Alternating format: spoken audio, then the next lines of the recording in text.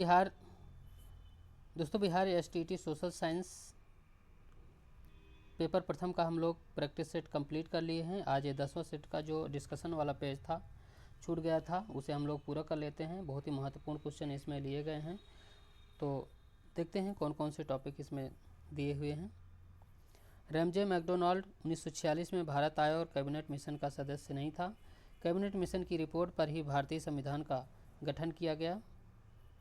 Cabinet mission के जो सदस्य थे, पैथिक लॉरेंस भारत सचिव, एवी एलेक्जेंडर नौसेना मंत्री, स्टेफोर्ड क्रिप्स व्यापार बोर्ड के अध्यक्ष। रैमजे मैकडोनाल्ड 16 अगस्त 1932 में हिंदुओं में दलितों के लिए अलग निर्वाचन व्यवस्था हेतु सांप्रदायिक पंचायत कम्युनल अवार्ड की घोषणा की थी। कैबिनेट मिशन का मुख्य कार्य संविधान निर्माण की प्रक्रिया को आरंभ करना था। कैबिनेट मिशन 1944 में पाकिस्तान की मांग को अस्वीकार कर दिया। संविधान सभा के लिए चुनाव जुलाई 1946 में हुआ। संविधान सभा का गठन नवंबर 1946 में हुआ। गांधी इरविन समझौता 1931 में हुआ। इस समझौते के तहत गांधी जी ने सविनय अवज्ञा आंदोलन को स्थगित किया। द्वितीय गोलमेज सम्मेलन में भाग लेने के लिए लंदन गए। गांधी इरविन समझौता 5 मार्च 1931 को हुआ। यह समझौता तेज बहादुर सप्रू एम.आर. जयकर के प्रयासों के फलस्वरूप हुआ। गांधी इरविन समझौता के दौरान सरोजिनी नायडू ने गांधी और इरविन को दो महात्मा कहा। इस समझौते को मंजूरी प्रदान करने हेतु 29 मार्च 1931 को सरदार वल्लभ भाई पटेल की अध्यक्षता में कराची अधिवेशन हुआ। कराची अधिवेशन में कांग्रेस ने मौलिक अधिकारों एवं राष्ट्रीय आर्थिक कार्यक्रम से संबंधित एक प्रस्ताव पारित किया। सविनय अवज्ञा आंदोलन की पुनः शुरुआत 3 जनवरी 1932 को हुई।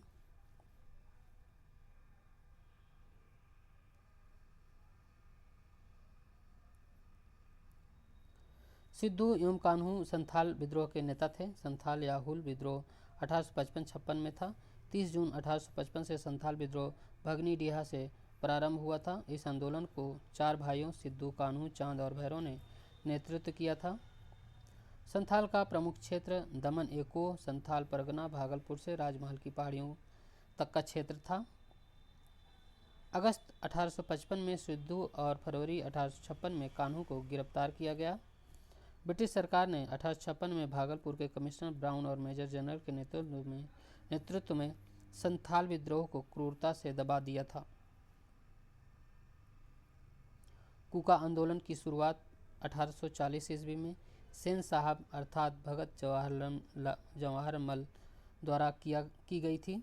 संथाल विद्रोह को औपनिवेशिक सत्ता के विरुद्ध पहला सशस्त्र विद्रोह माना जाता है। संथालों के सारे क्षेत्रों में पड़ाहा पंचायत के द्वारा शासन किया जाता था। निम्न सामाजिक सुधार विलियम बेंटिंग ने प्रारंभ किए थे। सती प्रथा का उन्मूलन 1829 में, धर्म परिवर्तन के कारण अयोग्यता के प्रावधान को हटाना, ठगों से संबंधित गिरोहों का दमन 1830। लॉर्ड विलियम बेंटिंग भारत का पहला गवर्नर जनरल था। लॉर्ड विलियम बेंटिंग 1835 ईस्वी में कलकत्ता में मेडिकल कॉलेज की स्थापना की। लॉर्ड विलियम बेंटिंग का कार्यकाल 1828 से 35 तक था। बेंटिंग के समय में कर्नल स्लीमन की सहायता से ठगी प्रथा की समाप्ति की थी। संपन्नता ने षड्यंत्र और विद्रोह को जन्म दिया तथा दरिद्रता स्थायित्व और शांति की गारंटी देती थी, यह कथन जियाउद्दीन बर्नी ने कहा। सल्तनत काल के ऐतिहासिक स्रोत के रूप में बर्नी की रचनाओं का महत्वपूर्ण स्थान है। बर्नी की प्रमुख रचनाएं तारीख फिरोजशाही, फतवाए जहांदरी, सल्तनत कालीन राजनीतिक दर्शन और प्रशासन के संदर्भ में महत्वपूर्ण जानकारी प्राप्त होती है। बर्नी का जन्म 1225 ईस्वी में सैयद परिवार में बरन आधुनिक बुलंदशहर नामक स्थान पर हुआ था। अलाउद्दीन खिलजी के दक्षिण अभियान की विस्तृत जानकारी बर्नी कृत तारीख फिरोजशाही, अमीर खुसरो की रचना।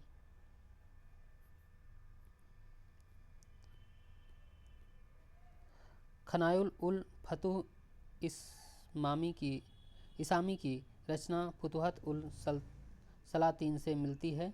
ताजुल मुआसिर पुस्तक हसन निजामी ने कुतुबुद्दीन ऐबक आदेश पर इसकी रचना की। इब्न बतूता द्वारा अरबी भाषा में लिखी गई उसका यात्रा वृतांत, जिसे रहला कहा जाता है। आईन अकबरी अबुल फजल ने लिखी अकबरनामा का तीसरा भाग आईना ए अकबरी कहलाता है, जिसमें मुगल राज की प्रशासनिक व्यवस्था और संपूर्ण साम्राज्य का अनूठा सांख्यिकीय विवरण दिया गया।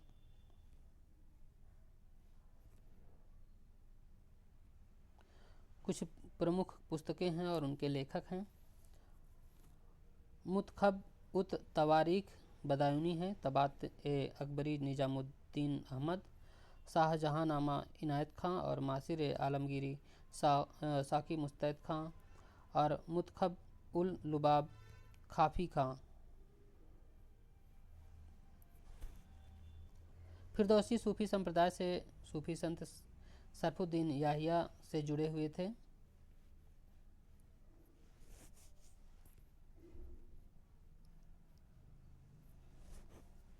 फिरोज शाह तुगलक ने दासों की देखभाल के लिए नया विभाग दीवान बंदगान की स्थापना की थी। फिरोज शाह तुगलक का शासनकाल 1351 से 1388 ईस्वी तक। फिरोज शाह तुगलक ने 24 प्रकार के कष्टदायक करों को समाप्त कर 4 प्रकार के कर, खराज जो लगान कर है, खुम्स लूट का माल और जजिया जकात को लागू किया। फिरोज शाह तुगलक ब्राह्मणों पर जजिया लागू करने वाला पहला मुस्लिम शासक था। मोहम्मद बिन तुगलक मध्यकालीन सुल्तानों में सर्वाधिक शिक्षित एवं विद्वान व्यक्ति था। मोहम्मद बिन तुगलक को उसकी सनकी भरी योजनाओं के कारण उसे स्वप्नशील, पागल एवं रक्त पिपासु कहा गया। बलबन 1266 ईस्वी में गियासुद्दीन बलबन के नाम से दिल्ली में गद्दी पर बैठा। वह इल्तुतमिश का गुलाम था। इन्होंने तुर्क ए चहलगानी का विनाश किया था। बलबन ने अपनी विरोधियों के प्रति लौह एवं रक्त की नीति अपनाई। बलबन इलबरी जाति का तुर्क था। इल्तुतमिश तुर्किस्तान का इलबरी तुर्क था। इसने शमसी ए वंश चलाया। जहांगीर मुगल सम्राट ने जंजीर ए अदली नामक न्याय की घंटी लगवाई। जहांगीर ने अपने शासन का आरंभ उदारता और जनहित की भावना से किया। उसने आगरा किले के शाह बुर्ज से बाहर यमुना नदी के तट पर सोने की जंजीर लगवा दी, जिसे खींचकर कोई भी व्यक्ति बादशाह से न्याय की मांग कर सकता था। जहांगीर का राज्याभिषेक 1605 ईस्वी में आगरा के किले में हुआ। उसने नूरुद्दीन मोहम्मद जहांगीर बादशाह गाजी की उपाधि धारण की। जहांगीर ने अकबर की परंपरा को स्थापित रखते हुए अपना शासन उदारता से आरंभ किया। विभिन्न लोक हितकारी आदेश दिया, जैसे सड़कों के किनारे कुएं खुदवाए, सराय बनवाए, व्यापारियों के सामान बिना उनकी इच्छा से तलाशी न ली जाए। जहांगीर ने 2 अस्पा और सिंह अस्पा पद की शुरुआत की, जो सम्राट द्वारा खास लोगों को खास अनुग्रह रूप में दी जाती थी। जहांगीर के शासनकाल को चित्रकला का स्वर्णकाल कहा जाता है, क्योंकि इसके शासनकाल में चित्रकला चरमोत्कर्ष पर पहुंच गया था। जहांगीर ने आगा राजा के नेतृत्व में आगरा में चित्रशाला की स्थापना की थी। पूर्व गुप्तकालीन शीशे की सिक्के की एक बड़ी संख्या सातवाहन द्वारा की गई। सातवाहन काल में चांदी, तांबा, शीशा, प्रोटीन पदार्थों का सिक्का चलाया गया। प्रयाग प्रशस्ति में हरिशेण ने समुद्रगुप्त को कविराज की उपाधि दी। समुद्रगुप्त का दरबारी कवि हरिशेण प्रयाग प्रशस्ति के लेखक 7वें एवं 8वें श्लोकों में गुप्त के विजय अभियानों का उल्लेख करता है। चौथे श्लोक में चंद्रगुप्त प्रथम द्वारा समुद्रगुप्त को उत्तराधिकार चुने जाने का उल्लेख है। प्रयाग प्रशस्ति में समुद्रगुप्त को एक महान विजेता, संपूर्ण पृथ्वी को विजय धरणीबंद करने वाला बताया गया है। समुद्रगुप्त अश्वमेध के कर्ता, विक्रमांक आदि उपाधि धारण किया। समुद्रगुप्त ने उत्तर भारत के 9 राजाओं को पराजित कर अपने राज्य में मिला लिया। समुद्रगुप्त दक्षिण भारत के 12 राज्यों को पराजित कर उनसे नियमित राजस्व देने का वचन लिया। बोरोबदूर विश्व में सबसे बड़ा अद्भुत स्तूप है। इसकी मूर्ति और मूर्तिकला भारत जावा कला का शानदार उदाहरण है। बोरोबदूर का निर्माण 19वीं सदी में शैलेंद्र राजवंश के कार्यकाल में हुआ। स्तूप की बनावट जवाई बुद्ध स्थापत्य कला के अनुरूप है। बोरोबदूर मंदिर इंडोनेशिया के जावा के मंगेलांग शहर में स्थित है।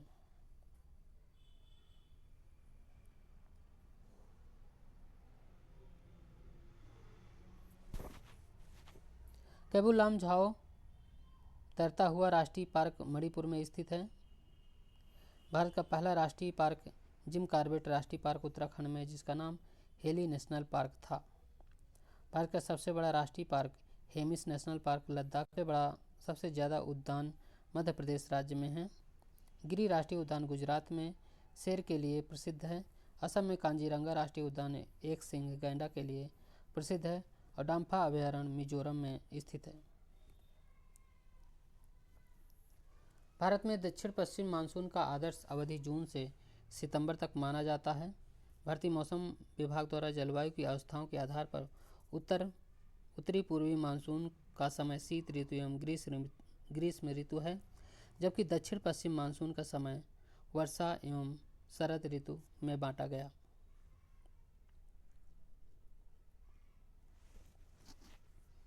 देश में गेहूं उत्पादन में प्रति हेक्टेयर में अग्रणी राज्य पंजाब है। देश में गेहूं उत्पादन में प्रथम स्थान उत्तर प्रदेश है और गेहूं उत्पादन में चीन के बाद दूसरा स्थान आता है। विश्व में जैविक खेती करने वाला भारत का पहला राज्य सिक्किम है। फलों एवं सब्जियों के उत्पादन में भारत का स्थान विश्व में दूसरा है। देवदार, चीड़, ओक के वन पर्वतीय वन के उदाहरण हैं। उष्णकटिबंधीय सदाबहार, रबड़, महोगनी, एबोनी। उष्णकटिबंधीय पर्णपाती साल, सागौन, शीशम, चंदन, सागौन और साल। मरुस्थलीय वन, कटीली वन, खजूर, नागफनी। डेल्टाई वन, मैंग्रोव वन, पर्वतीय वन, देवदार, चीड़, स्प्रू और मरुस्थलीय वन, कटीले वन, खजूर, नागफनी। भारत में मोनोरेल की सुविधा मुंबई शहर में है। मुंबई में मोनोरेल की शुरुआत 2014 में प्रारंभ हुआ। एक रेल पटरी पर चलने वाला रेल मोनोरेल कहलाता है।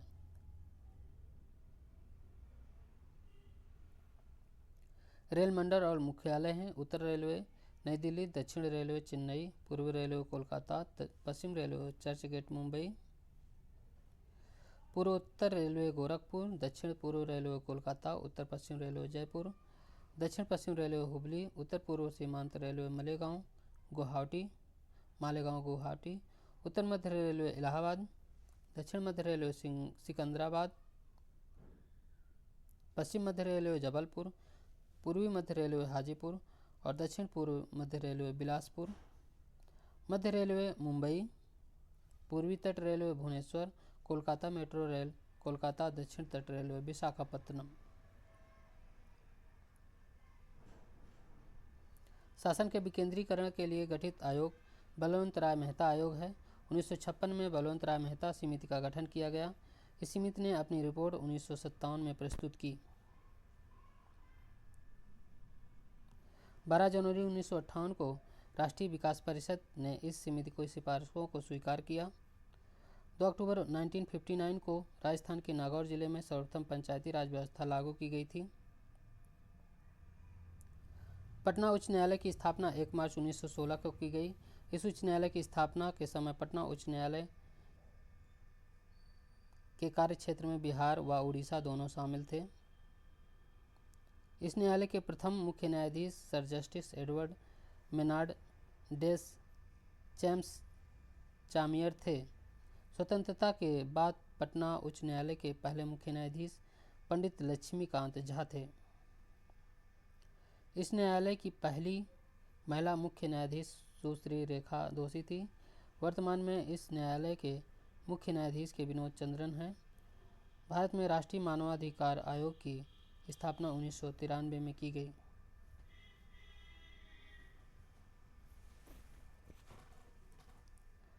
राज्यसभा उच्च सदन कहलाता है, लोकसभा निचला सदन कहलाता है। लोकसभा की अधिकतम संख्या 552 निर्धारित की गई है, वर्तमान में 543 है।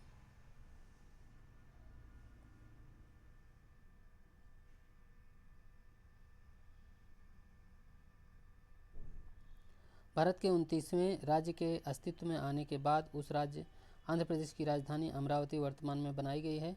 2 जून 2014 को 29वें राज्य के रूप में तेलंगाना का निर्माण हुआ। श्री कृष्ण आयोग इसी से संबंधित है। वर्तमान में तेलंगाना की राजधानी हैदराबाद है। वर्तमान में इसके राज्यपाल तिमली साई सुंदरराजन हैं। वर्तमान में इसके मुख्यमंत्री रेवती रेड्डी हैं।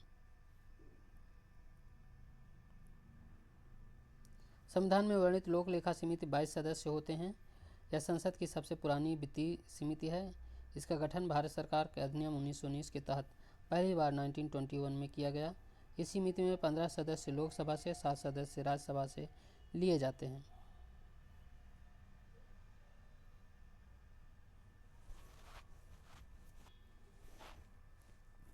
फ्रांस में स्वतंत्रता, समानता और बंधुत्व का नारा 14 जुलाई के क्रांति में दिया गया। 14 जुलाई को राष्ट्रीय दिवस के रूप में फ्रांस मनाया जाता है।